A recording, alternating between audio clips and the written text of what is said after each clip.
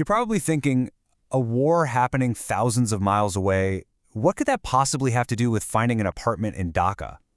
Well, believe it or not, there are these invisible lines connecting global conflict directly to the local real estate scene. And today, we're going to trace them. Right, let's get straight into it. How can a major geopolitical crisis, way over in the Middle East, actually send a ripple that changes the rental prices right here in Dhaka? It sounds completely disconnected, I know, but the economic chain reaction is surprisingly direct, and we are going to break it all down. So the main idea to get our heads around is pretty simple, really. In our modern, interconnected world, conflicts just don't stay put within their own borders anymore. They create these massive ripple effects that travel all across the globe. Yeah, this slide really sets the stage for everything. See, no economy is an island these days. A political tremor in one part of the world can send economic shockwaves literally everywhere. Today, we're going to follow one of those shockwaves and track it all the way to Bangladesh.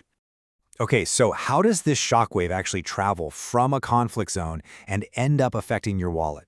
Let's trace that journey. It really starts with understanding Bangladesh's key economic ties to the Middle East. So there are two really big vulnerabilities here.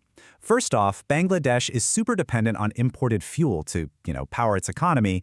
And second, a huge amount of money, what we call remittances, flows into the country from the many Bangladeshis working in the Middle East. Both of these are incredibly sensitive to any kind of instability in that region. It all kicks off right here. A major conflict, especially one involving a country like Iran, would almost definitely mess with the flow of oil coming out of the region. That creates a massive global supply shock. And, basic economics tells us what happens next, right? When supply suddenly drops but demand stays high, prices just shoot through the roof. A sharp spike in global fuel prices is the immediate, pretty much unavoidable result. And this is where it hits home for everybody. Higher fuel prices mean it costs more to transport goods. It costs more to manufacture things. It costs more for everything. And that leads directly to inflation, which makes the general cost of living in Bangladesh go way up. Now let's watch how this pressure really starts to build. We're going to zoom in on one very specific corner of the economy, Dhaka's furnished apartment market, and boy, does it get caught in a particularly nasty squeeze.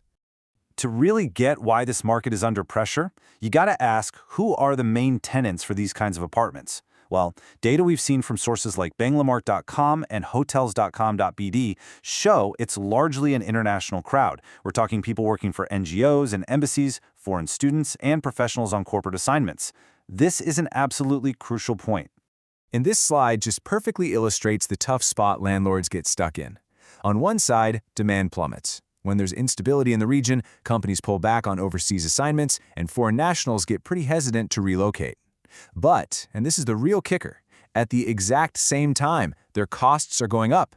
That inflation we mentioned, it means higher electricity bills, more expensive diesel for generators, and pricier imported furniture. So they're dealing with fewer potential tenants while it's costing them more to even run the place. This table gives us a much clearer picture of the timeline. Let's look at the short-term stuff first.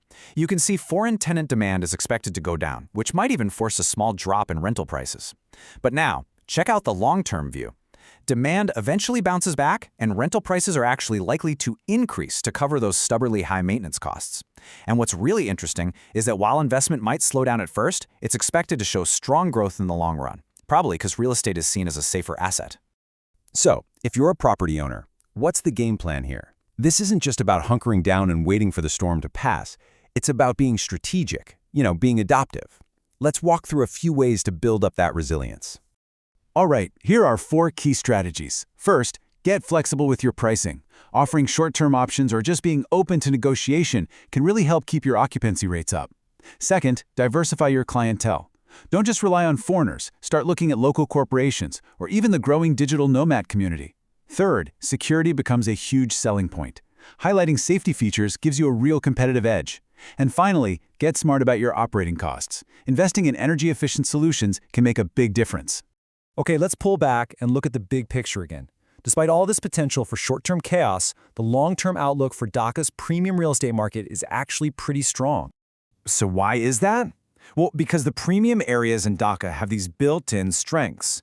We're talking about planned infrastructure, great accessibility, strong communities, and just a high density of top-quality housing.